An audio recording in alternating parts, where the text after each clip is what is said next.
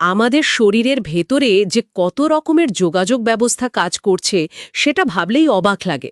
স্নায়ুতন্ত্র তো আছেই, খুব দ্রুত সংকেত পাঠায়, কিন্তু আর একটা সিস্টেমও আছে, তাই না, যেটা একটু ধীরে কাজ করলেও এর প্রভাব কিন্তু অনেক গভীর আর দীর্ঘস্থায়ী। হ্যাঁ, ঠিক তাই। এটা হলো আমাদের রাসায়নিক যোগাযোগের জগৎ। হরমোনের জগৎ। একদম। আজ আমরা এই নিয়েই আলোচনা করব। আমাদের হাতে আছে জীববিজ্ঞান বইয়ের একটা অধ্যায়, রাসায়নিক সমন্বয় ও একীকরণ। চেষ্টা করব এই জটিল বিষয়টাকে একটু সহজ করে বুঝতে। দারুণ। আচ্ছা, প্রথমেই তাহলে একটু জেনে নিই, এই হরমোন জিনিসটা আসলে কি, মানে খুব সহজ করে বললে। হরমোন হলো বলতে পারেন এক ধরনের কেমিক্যাল মেসেঞ্জার বা রাসায়নিক দূত। এদের নিজেদের কোনো পুষ্টিগুণ নেই, আচ্ছা। কিন্তু এরা খুব অল্প পরিমাণে তৈরি হয়ে সরাসরি রক্তে মিশে যায়। কারণ এদের তৈরির যে গ্রন্থিগুলো, মানে এন্ডোক্রাইন গ্রন্থি, সেগুলোর কোনো নালী বা ডাক্ট থাকে না। ও আচ্ছা, নালীবিহীন গ্রন্থি। হ্যাঁ, আর রক্ত বেয়ে এরা ঠিকঠাক জায়গায়, মানে টার্গেট কোষে পৌঁছে তাদের কাজকে নিয়ন্ত্রণ করে। ইন্টারেস্টিং। তাহলে এই যে পুরো অর্কেস্ট্রাটা চলছে, এর কন্ডাক্টর কে, মানে মূল নিয়ন্ত্রক কারা? নিশ্চয়ই মস্তিষ্কের ভেতরেই কোথাও। একদম ঠিক ধরেছেন। মূল নিয়ন্ত্রক হচ্ছে হাইপোথ্যালামাস, ব্রেনের একটা অংশ। হাইপোথ্যালামাস। হ্যাঁ, একে বলা যেতে পারে সুপার বস। সেই কিছু রিলিজিং বা ইনহিবিটিং হরমোন তৈরি করে পিটুইটারি গ্রন্থিকে কন্ট্রোল করে। আর পিটুইটারি, তাকে তো বোধহয় মাস্টার গ্ল্যান্ড বলে। ঠিক, কারণ পিটুইটারি আবার অনেকগুলো জরুরি হরমোন তৈরি করে অন্য গ্রন্থিগুলোকে চালায়। যেমন ধরুন গ্রোথ হরমোন বা জিএইচ। হ্যাঁ হ্যাঁ, গ্রোথ হরমোন। এর কম বেশি হলে তো বিশাল সমস্যা হয় শুনেছি, বামন্নত্ব বা ধরুন অতিকায়ত্ব। একদম। ছোটবেলায় জিএইচ কম হলে বামন্নত্ব, বেশি হলে অতিকায়ত্ব বা জাইগান্টিজম। আবার ধরুন প্রাপ্তবয়স্ক অবস্থাও যদি জিএইচ বেড়ে যায়, তখনও সমস্যা। হ্যাঁ, তখন অ্যাক্রোমেগালি হয়, মানে মুখমণ্ডল, হাত পায়ের হাড়গুলো কেমন অস্বাভাবিক বড় হতে থাকে, দেখতে অন্যরকম লাগে। ও। পিটুইটারির পেছনের অংশ থেকে আবার এডিএইচ বা অ্যান্টি ডিউরেটিক হরমোন বেরোয়। সেটার কাজ কি? ওটা আমাদের কিডনিকে জল ধরে রাখতে সাহায্য করে। এর অভাবে কিন্তু বারে বারে প্রস্রাব হয়। সেই রোগটার নাম ডায়াবেটিস ইনসিপিডাস। বাপরে, তার মানে বৃদ্ধি থেকে শুরু করে শরীরের জলের পরিমাণ সবই নিয়ন্ত্রিত হচ্ছে। আচ্ছা, এরপর থাইরয়েড গ্রন্থিটার কথায় আসি। ওটা তো আমাদের গলায় থাকে। হ্যাঁ, গলার সামনের দিকে, প্রজাপতির মতো দেখতে।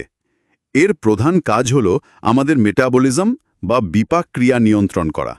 মানে আমরা খাবার থেকে কিভাবে শক্তি তৈরি করব, শরীরের তাপমাত্রা কেমন থাকবে, এই সব। এর জন্য তো আয়োডিন খুব দরকারি, তাই না? ঠিক, আয়োডিনের অভাবেই তো গলগণ্ড বা গয়টার হয়, গলাটা ফুলে ওঠে। আর ধরুন গর্ভাবস্থায় মায়ের আয়োডিনের অভাব হলে বাচ্চার মারাত্মক ক্ষতি হতে পারে। ক্রেটিনিজম বলে একটা অবস্থা হয়, যেখানে বাচ্চার মানসিক আর শারীরিক বৃদ্ধি ঠিকমতো হয় না। সাংঘাতিক ব্যাপার তো। আর যদি হরমোন বেশি বের হয়? তখন হয় হাইপারথাইরয়েডিজম, যেমন গ্রেভস ডিজিজ। এতে চোখগুলো যেন ঠেলে বেরিয়ে আসে, ওজন কমে যায়, হার্টবিট বেড়ে যায়। থাইরয়েড কিন্তু ক্যালসিয়াম নিয়ন্ত্রণেও সামান্য সাহায্য করে, থাইরোক্যালসিটোনিন হরমোনের মাধ্যমে। ক্যালসিয়ামের কথা যখন উঠল, তাহলে প্যারাথাইরয়েড গ্রন্থিগুলোর কথাও বলতে হয়। ওগুলো তো থাইরয়েডের পেছনেই থাকে। হ্যাঁ, খুব ছোট ছোট 4টে গ্রন্থি থাইরয়েডের পেছনে সেটে থাকে। এরা তৈরি করে প্যারাথাইরয়েড হরমোন বা পিটিএইচ। এদের কাজটা কি? এদের কাজটা থাইরোক্যালসিটোনিনের ঠিক উল্টো, মানে পিটিএইচ রক্তে ক্যালসিয়ামের মাত্রা বাড়ায়। ও, তাহলে একটা কমায় আর একটা বাড়ায়। একদম। এই দুটো হরমোন মিলেমিশে রক্তে ক্যালসিয়ামের লেভেলটা একদম ঠিকঠাক রাখে। অসাধারণ একটা ব্যালেন্সিং সিস্টেম, তাই না? সত্যিই তাই। আচ্ছা, এবার একটু অ্যাড্রেনাল গ্রন্থির দিকে যাই, কিডনির ওপরে যেগুলো থাকে। এদের কি ইমার্জেন্সি গ্ল্যান্ড বলে? হ্যাঁ, বলা যেতে পারে। বিশেষ করে এর ভেতরের অংশটা, মানে অ্যাড্রেনাল মেডুলা। মেডুলা। সেখান থেকে অ্যাড্রেনালিন আর নর অ্যাড্রেনালিন হরমোন বেরোয়। যখন আমরা ভয় পাই বা খুব রেগে যাই বা কোনো জরুরি অবস্থার মুখোমুখি হই, তখন এই হরমোনগুলো আমাদের শরীরকে ফাইট অর ফ্লাইট, মানে লড়াই বা পালানোর জন্য তৈরি করে। মানে হার্টবিট বেড়ে যায়, নিঃশ্বাস দ্রুত চলে। হ্যাঁ, গায়ের লোম খাড়া হয়ে যায়, আমরা খুব সতর্ক হয়ে উঠি। এই সব কিছু এদের জন্যই। আর বাইরের অংশটা, অ্যাড্রিনাল কর্টেক্স। কর্টেক্স থেকেও খুব জরুরি হরমোন বেরোয়। যেমন ধরুন গ্লুকোকর্টিকয়েড, যার মধ্যে প্রধান হল কর্টিসল। কর্টিসলের কাজ কি? কর্টিসল রক্তে গ্লুকোজের মাত্রা বাড়ায়, শরীরের প্রদাহ বা ইনফ্লামেশন কমায়, আবার ইমিউন সিস্টেম বা রোগ প্রতিরোধ ক্ষমতাকেও একটু দাবিয়ে রাখে। মানে স্ট্রেসের সময় শক্তি যোগাতে সাহায্য করে। আচ্ছা। আরেক ধরনের হরমোন হলো মিনারেল কর্টিকয়েড, যেমন অ্যালডোস্টেরন। এটা আমাদের শরীরে জল আর নুনের ভারসাম্য বজায় রাখে। এই কর্টেক্সের হরমোন যদি কমে যায় তখন অ্যাডিসনস ডিজিজ হয়, শরীর খুব দুর্বল হয়ে যায়, ত্বক কালো হয়ে যেতে পারে। বুঝলাম। তাহলে তো অগ্ন্যাশয়ের কথাও বলতে হয়। ওটা তো একাধারে দুটো কাজই করে, মানে এনজাইমও বের করে আবার হরমোনও। ঠিক, অগ্ন্যাশয়ের আইলেটস অফ ল্যাঙ্গারহ্যান্ডস বলে একটা অংশ আছে, সেখানকার বিটা কোষ থেকে ইনসুলিন আর আলফা কোষ থেকে গ্লুকাগন বেরোয়। হ্যাঁ, ইনসুলিন আর গ্লুকাগন, এরা তো ব্লাড সুগার কন্ট্রোল করে। একদম, ইনসুলিন রক্তে শর্করার মাত্রা কমায় আর গ্লুকাগন বাড়ায়। দুজনে মিলেমিশে ব্লাড সুগারকে স্বাভাবিক রাখে। আর এই ইনসুলিনের সমস্যাতেই তো ডায়াবেটিস মেলিটাস হয়। ডায়াবেটিস। হ্যাঁ, এছাড়াও তো আছে জননগ্রন্থি, পুরুষের টেস্টিস থেকে অ্যান্ড্রোজেন বা টেস্টোস্টেরন, আর মহিলাদের ওভেরি থেকে ইস্ট্রোজেন ও প্রোজেস্টেরন। এগুলো যৌন বৈশিষ্ট্য আর প্রজননের জন্য অপরিহার্য। তার মানে শুধু প্রধান গ্রন্থিগুলোই নয়? না না, আরও আছে। এমনকি আমাদের হার্ট থেকেও এএনএফ নামে হরমোন বেরোয়, যা ব্লাড প্রেশার কমায়। কিডনি থেকে ইরিথ্রোপয়েটিন বেরোয়, যা লোহিত রক্তকণিকা তৈরিতে সাহায্য করে। আমাদের পরিপাকতন্ত্র থেকেও অনেক হরমোন বেরোয়। পুরো শরীর জুড়েই তাহলে এদের কাজ কারবার। আচ্ছা, এত যে হরমোনের কথা বললাম, এরা কাজ করে কিভাবে? মানে চিত কোন কোষে কাজ করবে সেটা বোঝে কি করে? খুব ভালো প্রশ্ন।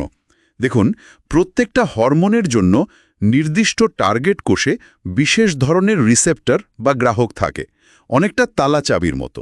ও, স্পেসিফিক রিসেপ্টর। হ্যাঁ, কিছু হরমোন যেমন প্রোটিন হরমোনগুলো কোষের বাইরের মেমব্রেনে থাকা রিসেপ্টরের সাথে জোড়ে। এরা নিজেরা ভেতরে ঢোকে না, কিন্তু ভেতরে একটা সেকেন্ড মেসেঞ্জার সিস্টেমকে চালু করে দেয়, যেটা আসল কাজটা করে। আচ্ছা, আর অন্যগুলো? অন্যগুলো যেমন স্টেরয়েড হরমোন, এরা ছোট অণু বলে সরাসরি কোষের ভেতরে ঢুকে নিউক্লিয়াসে গিয়ে জিনের কার্যকারিতাকেই বদলে দিতে পারে।